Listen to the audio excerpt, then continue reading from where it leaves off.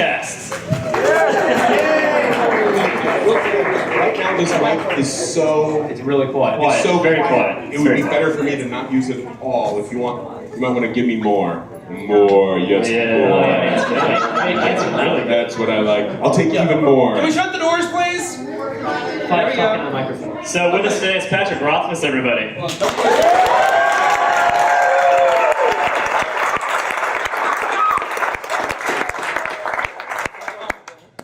Couple seconds of silence to level out the recording device. Oh, really? He's being a real dig in. I know. Alright, cool. So let's do it again. We are tWoTCast? Wait, when I say Patrick Rothfuss again this time though, don't clap. Don't clap at all. Patrick Rothfuss is here, guys.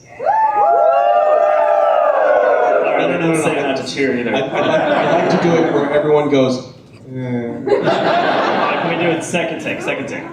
Guys, with us today is Patrick Rothfuss.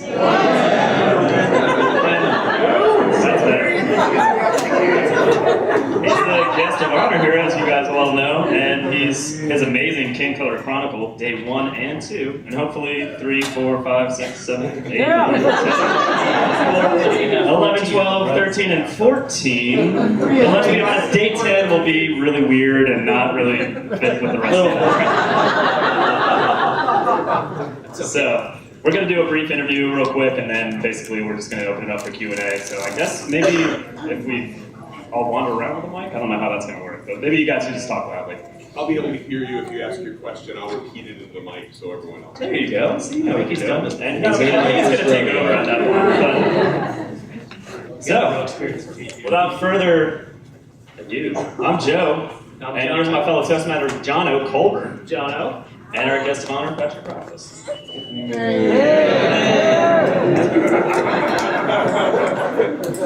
All right, so we're going to start off with some serious questions, I suppose. Obviously, beard questions, by the way, we'll hit, don't ask him. They're not funny, he's tired.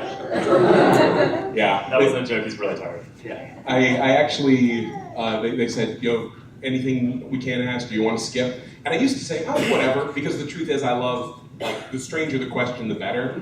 Good news. But, yeah, I'm really tired of beard questions. It's like, so how do you grow your beard? How long have you grown your beard?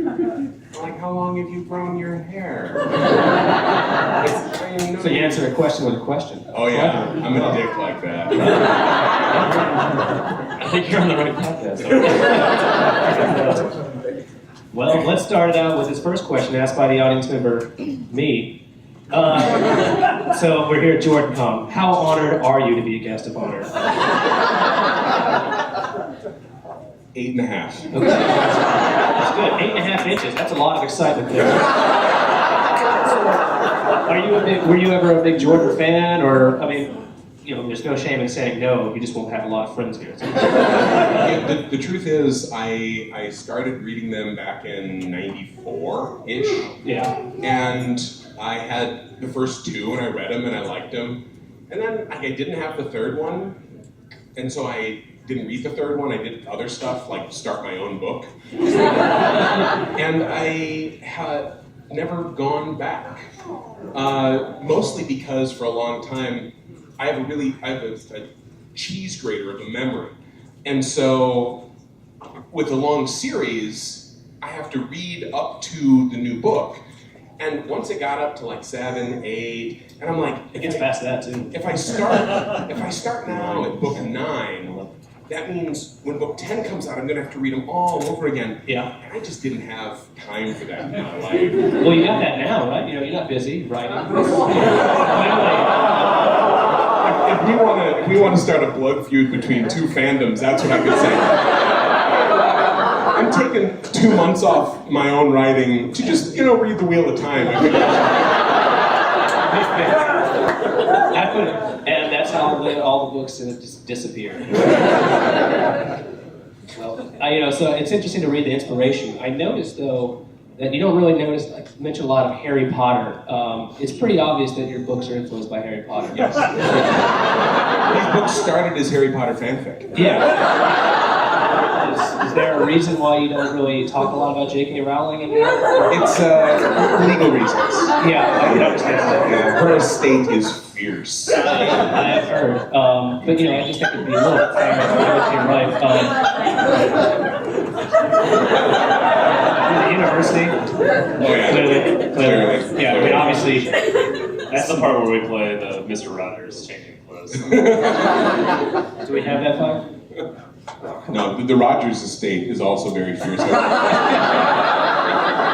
They will gut you like a fish. They sent me a preemptive cease and desist. I've got those before. Kavahi. That's how you say it, right? Kavathi. Yes. Yes.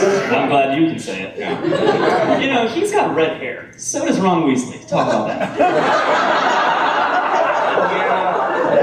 Yeah, well, I figured that Ron wasn't getting, nearly enough play in the Harry Potter. And so I really made that the focus of my fan fiction. It's tough being a gender. And honestly, the lobbying money from, the ginger community, Yes. it was too good to say no to. Exactly. Yeah, I support that. I bought a girlfriend online because of that. Yeah. John's a ginger guy. They're everywhere. The ginger lobbyists, the ginger anti-defamation league. Yeah. It's like the Illuminati. They're behind the scenes in a lot of things. So in the books, the university, does it have a longer name, like the school for witchcraft and wizardry, or Sigildry and naming? No, Like not in this version. I had to take that out. that? Just you were sick of typing it. It got the book was getting really long. Luckily, you avoided that. Yeah, so how could I trim perhaps 18 to 20 words out of this piece? I'm sure your editor was like, thanks, that's going to really go along.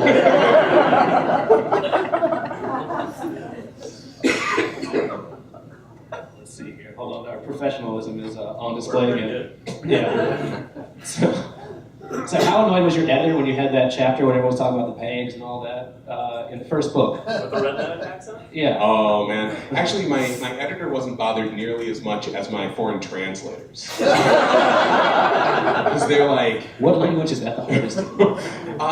Some people were like, oh, this is easy. Like one of my translators, I wish I could remember which one said it. They're like, it's perfect. I know exactly the dialect to put this in because it's rustic and it's hard to understand, but you can pretty much get it. And so some translators really love a challenge because they don't get it very often. And others were like, you owe me it. We get together. Yeah. My books have to be among the worst to translate out there. I make no bones about that. There's so many things that are implied rather than stated outright, and I do that on purpose for a lot of reasons, and it makes for a very rich reading experience in the English language for native English readers. So obviously it's a big advertisement for other people learning English. The entire Patrick Rothfuss book. Yes, I'm trying to bring people into our culture. I'm an imperialist. That's good. Ladies and gentlemen, Patrick Rothfuss, the imperialist. That's good.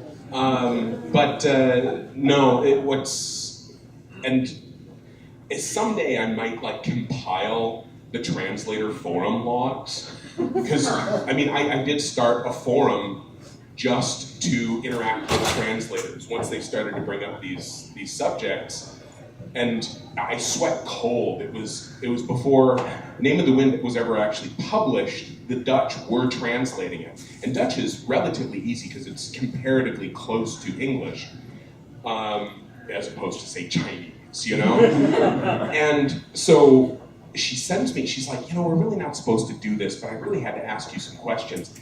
And she goes, so here. And I'm like, I start to sweat. I'm like, oh no. Oh, there's so many things in here that I've built into this first book that you're not supposed to be able to understand in the first book. You can only understand it the second time you read through the book, or after you read book 2, or after you read book 3, you can understand more of what's going on in the story. There's only 2 books about that. And then, it's not about you. This is for me! So it's a selfish imperialist. Self-imperialism. That's my new self-help book. Colonize yourself. It's getting weird. Yeah, it started. I could sell Colonize Yourself. People would buy that as a self-help book. Anything you wrote. Don't buy anything you wrote. Colonize yourself. Wow. It sounds so dirty, but like not sexy dirty, just like you. Well, we want sexy dirty. Talk a little closer to the microphone. It's kind of academic dirty. It's like School teacher? Yeah. No. We're writing different books here. If you were to have one writing superpower, what would it be? Here's an example. Santo Branzo writes a book a year, at least, and he has a progress bar, which is bizarre. George R. Martin can kill off a character and people think it's endearing somehow. Terry Goodkind can actually write books that no one likes. He can actually damage the whole genre.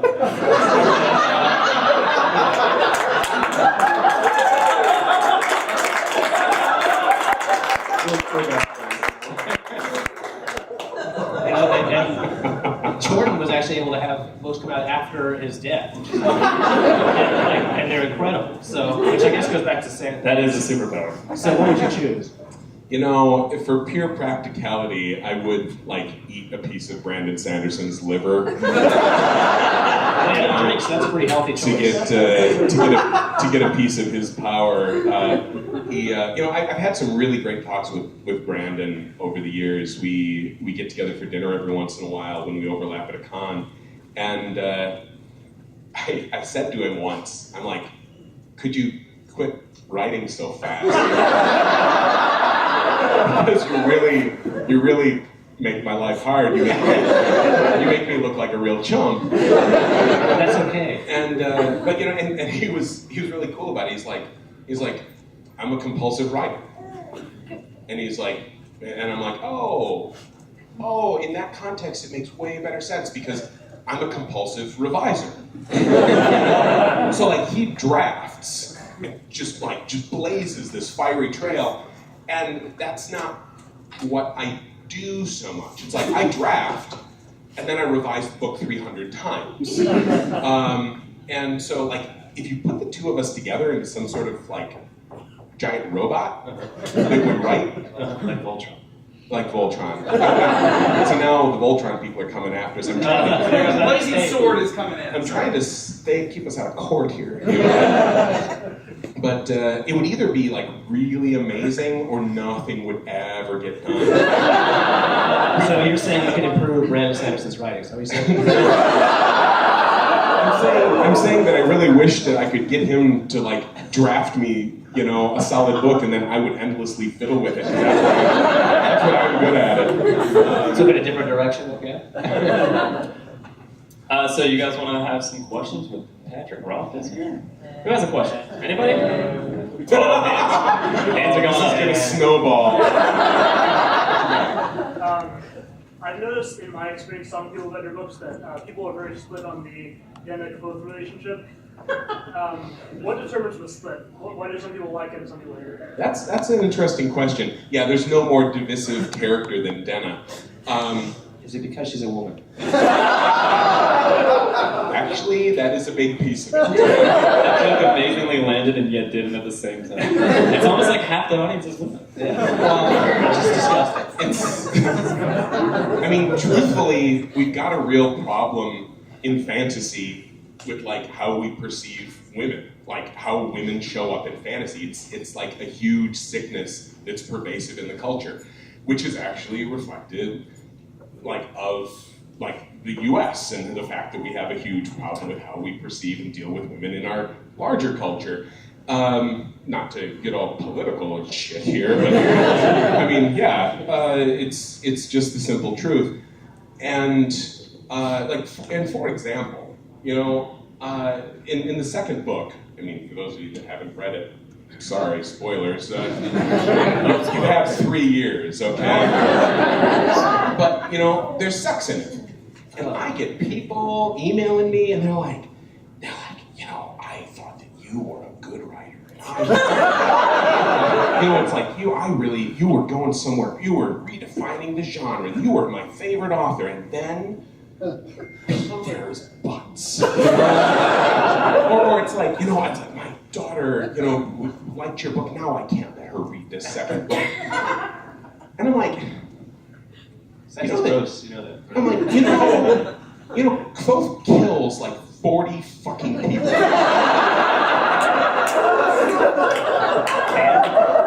And I'm serious here. I'm not fucking about. If you're like, oh boy, this guy killed 40 people, that was cool. But then he had like some athletic, enjoyable, consensual sex. Oh, and you are dead to me, Rob. If this is your response, it's like, I would really recommend some therapy. I would genuinely and don't think, well, Tolkien never had sex. Well, he had sex at least once. He's got a kid, right? I bet you he at least heard of it other than there. We don't have to do what Tolkien did, right? And if you glorify like horrible violence in these books, and that's acceptable, but like 2 people doing it creeps you out. I mean, you really got to take a deep look at that and decide, like, what do you value as a person? How much of this awful poison have you soaked up from the culture where sex is awful and dirty? I mean, I'm really sorry for you if you think that that's the worst thing that you can have in a book is like people having like awesome romp around in the fairy sex. Speaking of transitions, are your books purposefully racist? I mean, King Killer Chronicle, that's like 3 Ks in a row, I think. Were you planning to spell Chronicle like Chronicle with K? You're spoiling the secret. It all comes out in the 3rd book. Somebody actually did, because we obsess about things like titles. People with red hair, and Rand Althor. Like, you having your own little fanfic? Could you get your hand up on top of the table? I'll take care. But somebody said, King Killer Chronicles, dude, it's gonna, like, people will, that's like KKK. I'm like, it's not, but really, is that where you go with Once King again, Killer? people are fucked up. And then I'm like, no one will ever be weird enough to actually go down that road. But you hit it. It only took 6 years for it to I didn't think actually... someone thought that seriously, though. It's, like I said, it's the amount of voodoo that goes into choosing titles and stuff and cover images. They're like, oh, but what if, what if somebody once was assaulted by a clown, It's not a very far-fetched tale. Sorry to bring clowns into this, but... Damaging more people's brains, huh? Actually, I'm gonna go off on a different direction from the clown thing. Who reads my blog? I did a piece of the photo contest recently, where the photo contest I kind of ran like 3 years ago. I'm only now posting up some of the winners because I am the king of broken promises. And one of the categories was people taking photos. The joke was what people fear. And so there was a couple funny pictures, and I gave like honorable mention to, like, there was a clown with the book, and he was like, ah. And I'm like, that's funny, clown, whatever. And the woman who won, she was excited. She's like, I can't believe I won. I gave that to my husband when he was leaving for work. And then later, she actually wrote a blog that said why I won like a set of gold talent pipes from Patrick Rothfuss and why I don't want them. And I don't know if you've seen the blog. It's a really great blog. I've been slowly building a response blog that I haven't had the time to finish yet because I've been traveling like crazy this last month. But what it is she told her husband about it, kind of excited, like, hey, you remember that picture we took? It won the thing, and he broke down about it because, he is a clown. He's a professional clown. And you don't do this to like make money and get rich, you know, and get famous and any of that. You do it because like you like to make kids laugh and be fun. And what happened in the time since he took that picture kind of playfully, and now, like, he has been assaulted, he's been mugged, he can't go into a place, like on his way to a job without getting hassled and heckled. And so that's why I'm putting together a response blog to say, you know, and what it's going to be is, it's going to be called The Wise Man Fears Accidentally Being an Asshole. Because what I did, even though I didn't intend to, is I contributed to a culture which is really shitting on a group of people. You know, accidentally, and here's the awful thing of it, right? What is more bullshit and cliche than, oh no, clowns are scary, right? I mean, who's ever actually seen clowns do stuff? Like funny stuff. Who's ever seen? There's only like one hand. Well, For the podcast listeners. I mean, like, was it? There's a bunch of hands, you fucking liar. I'm calling you out every ounce of your bullshit here. I think we're done with the show. Because, like, and honestly, I knew when the clown college closed here in the U.S. And it kind of broke my heart because these were people who were trained to be professional clowns. It actually started in Baraboo, Wisconsin with the Barnum and Bailey Circus, and then it moved down to Florida. I knew when it closed, and it made me sad. My girlfriend actually always kind of wanted to be a clown because she loves playing with children and making kids happy. And clowns, for like no reason, they get shit on because it's like a cheap laugh. What's your point, Rothfuss? My point is that we can accidentally be assholes because we have not thought all the way through our particular actions, right? And so maybe, here's the soapbox for the weekend. Maybe the next time, and I share this with you because it's something I've realized about myself. Maybe next time when you go for the cheap laugh, or the whatever, you're going to make some joke about pirates or monkeys or ninjas or whatever the fad of the day is, you know, think, you know, is a clown going to get beat up because of this? Now, it's easy to talk about this in the context of clowns because it's something that a lot of us don't have a vested interest in. And so we can all go, God, that is really awful that a guy who wanted to like hang out and like make kids' parties cool gets beat up. And we can all kind of agree on that. And even if at one point in your life you made a clown joke, you don't feel like you're an awful person. You're like, I never knew. Now, if we can take that, go, okay, maybe I've contributed to this culture. Go from there, and then think, can we take it a little bigger? Can we generalize from there and say, boy, sometimes without thinking about it, maybe I have had a lot of white privilege in my life. You know? Oh, see, and I just felt the whole room turn against me. It's like, shit, Rothfuss, I was kind of funny, and I didn't feel threatened. Colonize yourself. But now, this is going to be the theme of the whole con for me.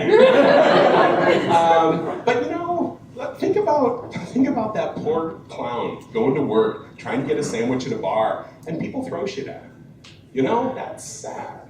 That's sad. So, what's the moral of the story here really is, like, let's try not to be dicks to each other. Either intentionally or accidentally. Can we all agree on that? Did that answer your question? You have to realize that your questions are largely irrelevant here. Alan, do you have a question? Yeah, while we're talking about abuse, I've only read one book, so I don't know what goes on. What book was it? Good job. The Sound of One Wind Passing. So, as a former musician, I was very disturbed that not one but two lutes were destroyed. That upset me. And I was wondering if this is a metaphor for something, or you're trying to get a message across that we're not aware of. I mean, you've already taken down clowns. Explain to me, what's a metaphor again? I was getting that in simile confused. It's like, it's saying something else, I think. I don't do that so much. I don't. So when the moons got destroyed, they just got destroyed. You don't hate musicians. That's what you're saying. Oh, that sort of thing. No, he hates Well, the truth is here, the honest answer is not a terribly witty one. I wanted to write a story that had drama but wasn't a bunch of the standard fantasy drama, which usually involves sword fights and the end of the world and, I don't know, dragons. No, I did have it. So excited to be JordanCon, you know? But, so I tried to make, it's the story centered around a person, and you can have, I wanted to kind of show that, okay. I'm gonna reel it back and answer it genuinely. It used to be that people thought that to have drama, you had to have a hero. It was a powerful figure falling from a great height. That was drama. And that's why you have King Lear, and that's why you have all of these big stories of big, powerful characters.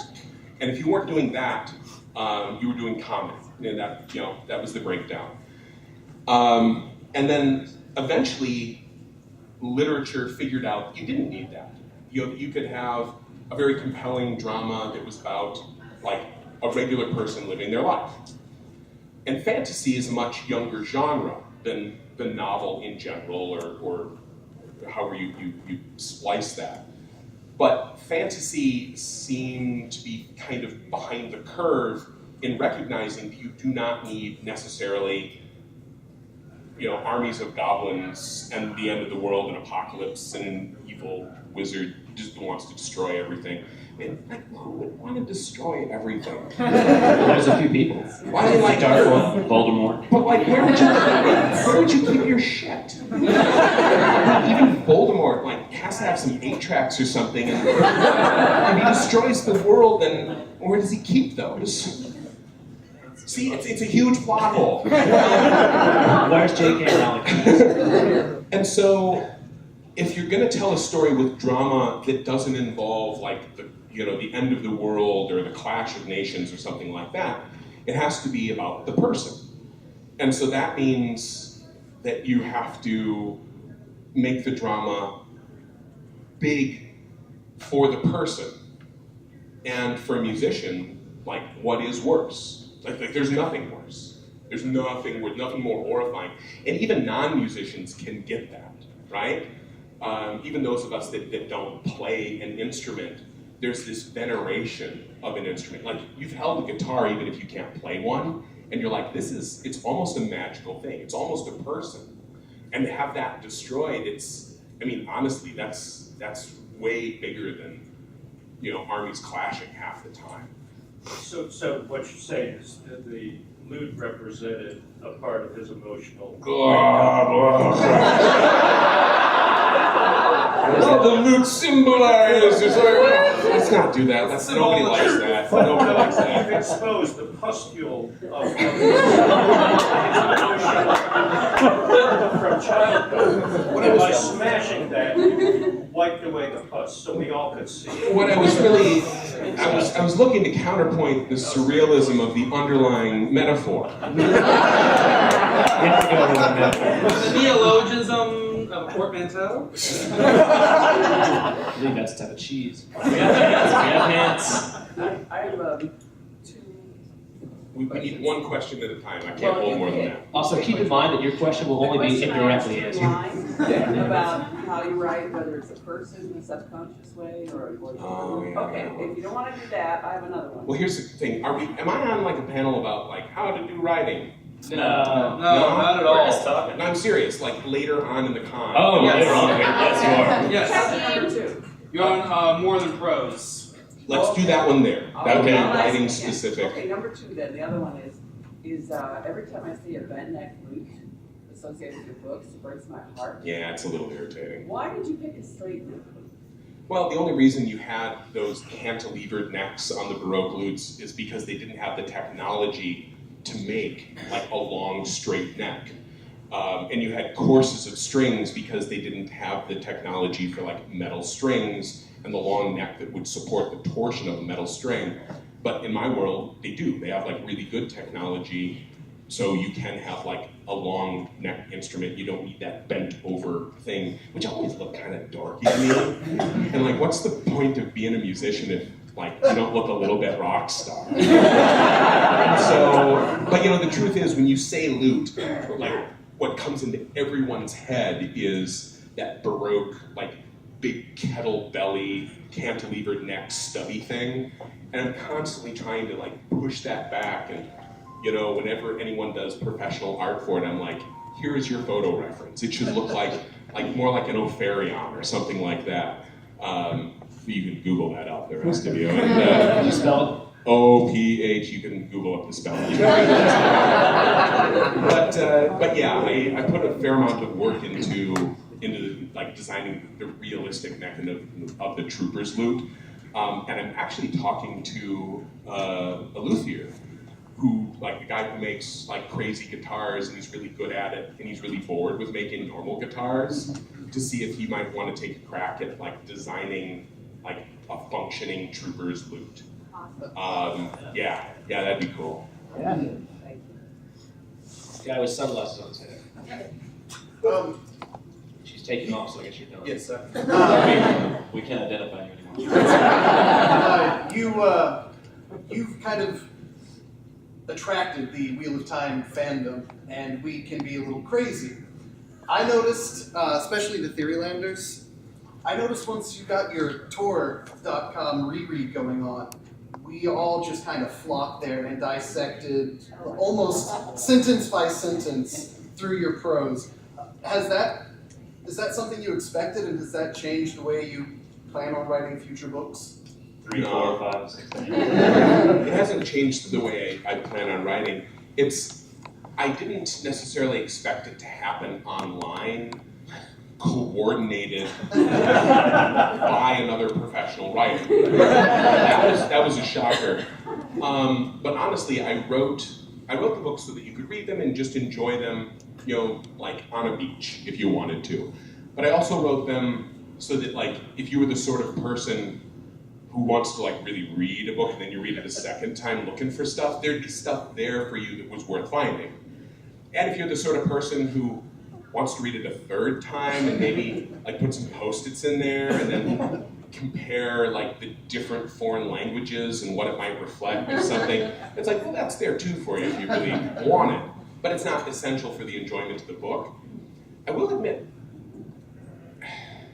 I'm a little old-fashioned in that I put it in there so that it would be hard to find. I put things in there so that it would be hard to find, so that when you found something, you wouldn't have like a sense of accomplishment.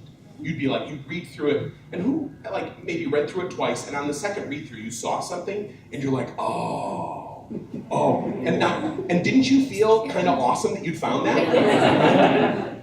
And the thing is, with like a reread like that, it's like the Cliff Notes. Yeah. It's like, you don't have to worry about finding it for yourself. Somebody will just tell you about it. And I'm like, that makes me a little bit sad because I kind of wanted you to be able to discover it on your own.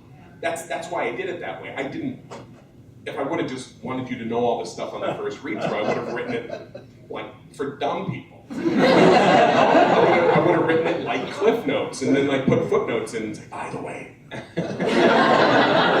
You know, but that said, it's not my place to tell you how to enjoy a book. You know, even my book. And so for the people, that's what I came to peace with it, because I realized that the difference between two friends sitting down and reading through the book together and saying, did you see this? And somebody goes, oh no, but did you see this? And they go back and forth. That pleases me. That's like gives me a warm fuzzy. And so really what's the difference between that, two friends doing it at a coffee shop, and like 1,000 friends doing it on the tour reread? Really the only difference is that I'm a little bit of a curmudgeon. And so that's how I finally came to peace with it. And my only regret is that, yeah, it's spilled a few secrets into the air that were supposed to be precious, and it's kind of debased the coinage of some of that. But again, like I said, I'm a curmudgeon that way. I play the cards very close to my chest. Yeah, I've got a question. Along the path that you're talking about, the writing is really good, and you read it, and but I've listened to them also on the books on tape, and I'm wondering if you have an opinion about what comes across better by being read or by being listened to, or just your own opinion. I can't listen to the audiobooks because I've read the book like 600 times and I know how it's supposed to sound. That said, Nick Cordell's version, I've heard like virtually nothing but good things about it. And honestly, I write for the ear with most of my stuff. It's supposed to sound good, and so I think that it works fairly well as an Do you audiobook. think you may get too much of the reader's opinion, just even subconsciously? He must feel something about it, and so the way he delivers it may influence you, or? Well, of course it will influence you. So there is a third party involved in your experience there. But that's unavoidable, unless, I mean, it's vastly preferable to that old, like, who remembers the old beige Mac? It had that text-to-voice thing. It's like, that would not improve the reading, you know? It was a dark and stormy night. Yeah. No, I don't mind there being a third. That's the price of admission. And if I'm going to have somebody reading it, I would prefer them to bring their interpretation to it. Now that said, I was happy when my UK publisher said, we want to do an audiobook. Do you mind if we license Nick Podell's, and bring it over here to the UK? And I'm like, actually, I'd really like it if you guys did your own audiobook with your own audio narrator, because I'd love to see another interpretation of it. Like, preferably with somebody with, like, a posh British accent. And so they went out and they got Rupert Degas. Makes you feel classy. It did. Made me feel totally classy. And so that's cool. Now that's out there for the people that maybe don't like Podell. You can go get some posh Britishness. Yeah. I'm a linguistics major, so when I got to endemic and wise man's sphere, I just got so excited. I couldn't tell if it was good or bad for a second. When I got there, I died. Anytime I force my friends to read it, I'm like, let me know as soon as you get to this part, then, because I want to like rant at this about you. But rant about this at you. Wait, I dig your skivvy. I just wanted to know, because I know in fantasy a lot of the time, when the author's like, I want you to have a new language in this book, they usually tend to instead come up with a code, which is just kind of like these words that sound fancy and like something that elves or dwarves might speak, but it's just English grammar and everything. And so I just wanted to know what made you think of having the sign language aspect in there as well, and having that be the more semantic aspect, and the face being the more contextual aspect. No. It came over a long process of development, and the big reason is, the reason you see a lot of fantasy languages in fantasy books is because we're all like following the footsteps of Tolkien, and his shadow is long, But the truth is, like, Tolkien did that not because that's what his novel needed. He did that because he was a language geek. He was a huge language geek, and he kind of brought those languages into his book rather than making them for the book, although it was a very chicken and egg situation from what I understand.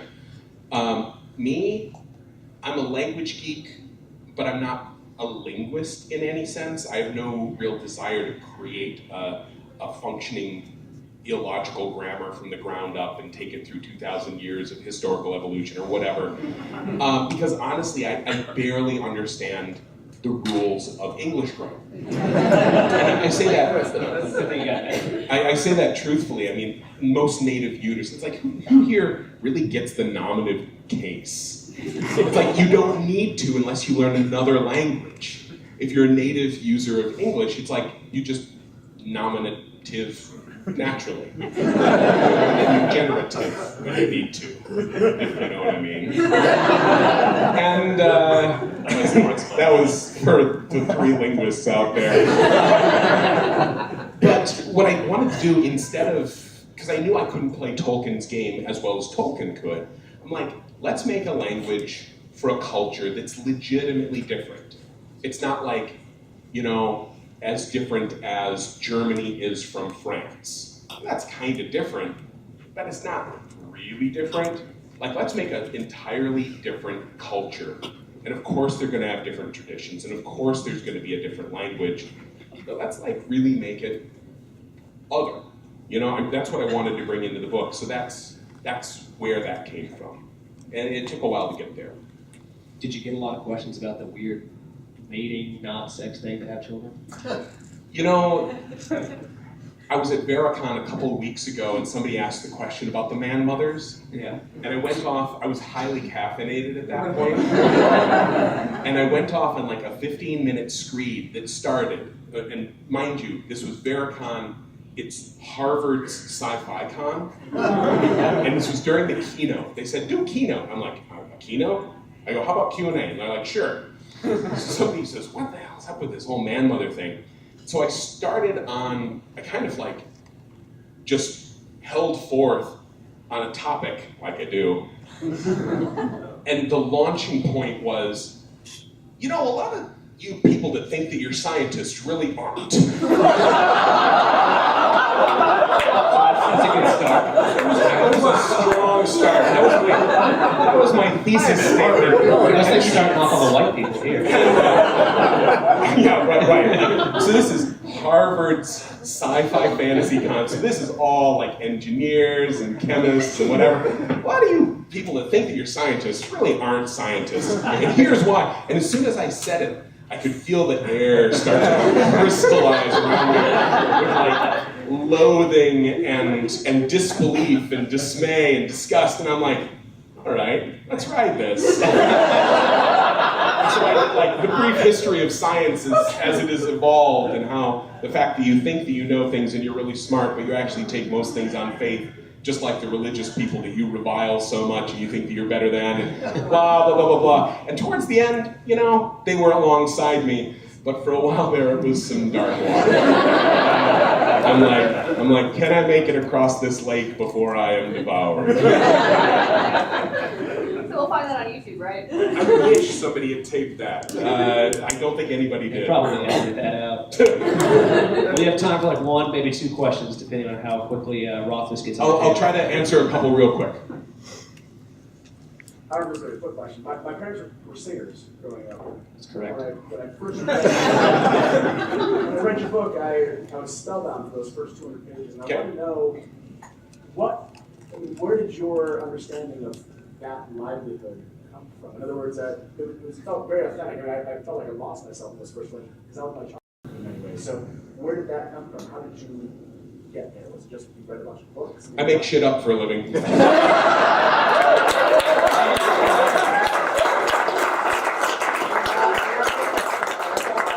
Pretty good at it. How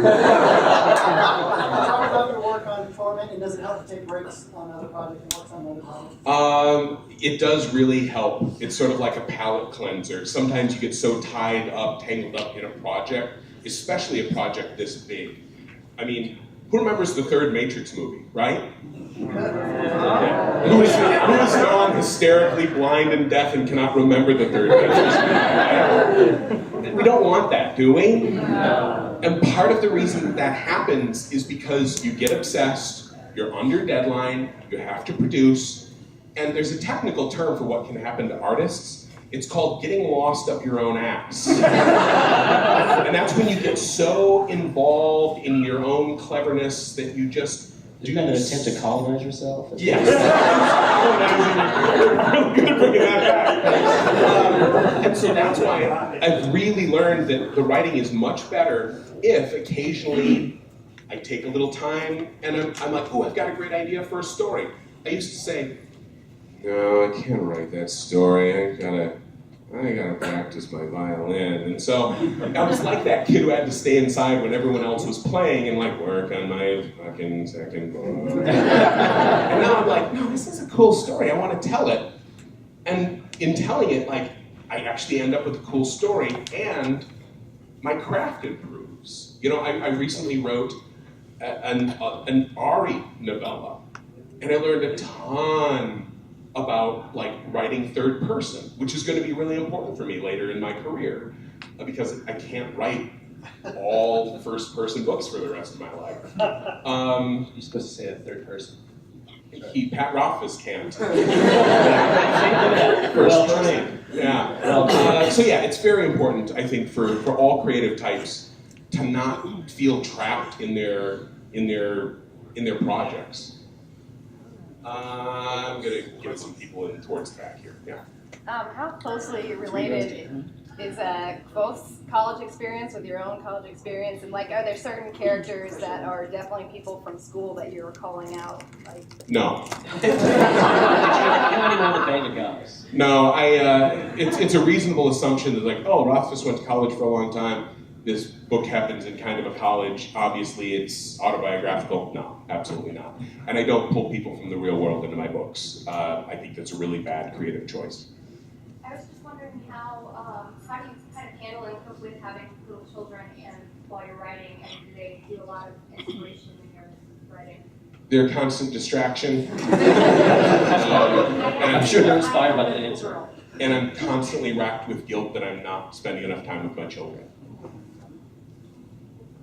Yeah. You've written a couple times on your blog and through your AMA on Reddit some fights between other characters outside your universe. You've done Both versus Aslan. Yeah. Both and Lost, La Camorra. How do you think you handle Harry Dresden? I didn't do. Each gives like a little snippet of, for a thief, you're a pretty good performer for performing. Oh, okay, yeah. I would love to do a head-to-head Goetz versus Harry Dresden. I actually wanted to do, because I love the Dresden books, but things happen in those books, and I'm like, God, it's like this. It looks like I've ripped off Harry Dresden. It's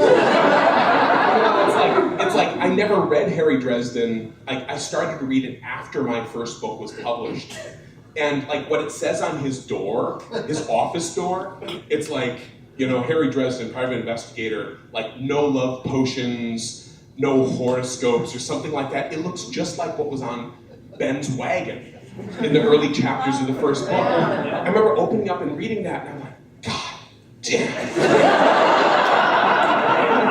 it. So you steal another book. I look like such a hack. It looks just like Chicago. What I want to do actually is like have do like a poster that has Goetz and Harry Dresden and like the like, you know your protagonist. It's like, and then show the similarities. It's like this. Here's all the similarities. Here's all the differences. I've wanted to do that for a while. I think it'd be a hoot. But again, the Dresden people, their estate is. Their estates are really after you. If only you had original ideas. Highly overrated. I understand. I haven't done an original thing in my life. That guy. How did you decide to build, I don't want to call it magic, but the science of the world of the book? Did you have an original idea, or did you build it as you go and you needed it? That's a big one. I can't do that fast, but you could spring it on me in the writing stuff panel. That's more of a writing I think he was stuff. asking me. Oh. I make shit up for a living.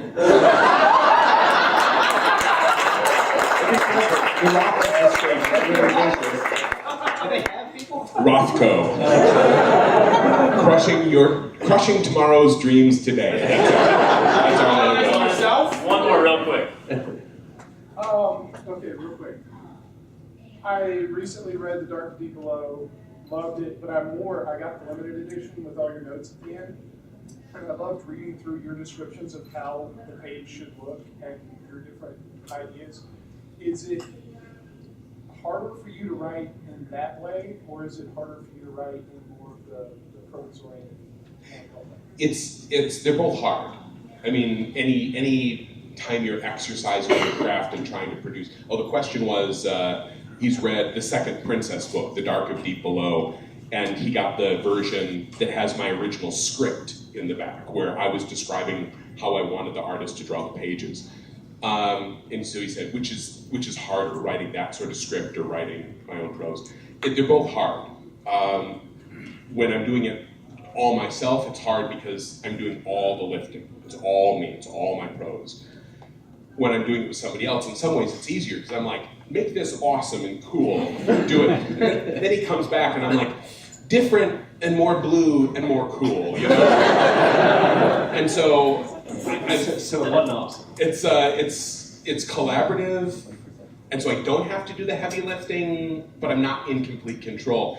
That's one of those things that I learned a lot writing that script and interacting with an artist. It's going to make me a better writer in the long run, might give me a little bit of a leg up in doing a comic script or a screenplay in the future. That's why I like those little side projects. Do we have time for one more, Mr. Five? Guys, Yeah, we have 5 minutes. We have 5 minutes. Ask a really long question. Why 7 words? Why what? 7 words. 7 words? Say something. Because sometimes 6 words isn't enough. Can you talk a little bit about the decision for why both hates poetry? Like the decision behind why you wanted this character to be something. It's really underhanded hits on him too. Poetry deserves all the kicks it gets. Poetry deserves all the kicks it gets. There's 7 words for it. But no, it's. Honestly, the things that we hate kind of define us in some ways, and so. Don't go looking for the deep, profound surrealism of the underlying metaphor or anything. But yeah, it's like, why wouldn't clothes hate poets? Why?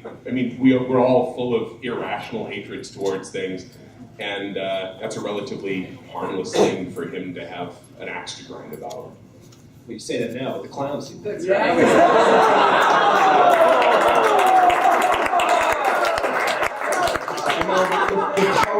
The poets roll around in their own self-misery. I'm just doing them a favor. All right, thank you. Let's thank our guest of honor, Patrick Rothfuss.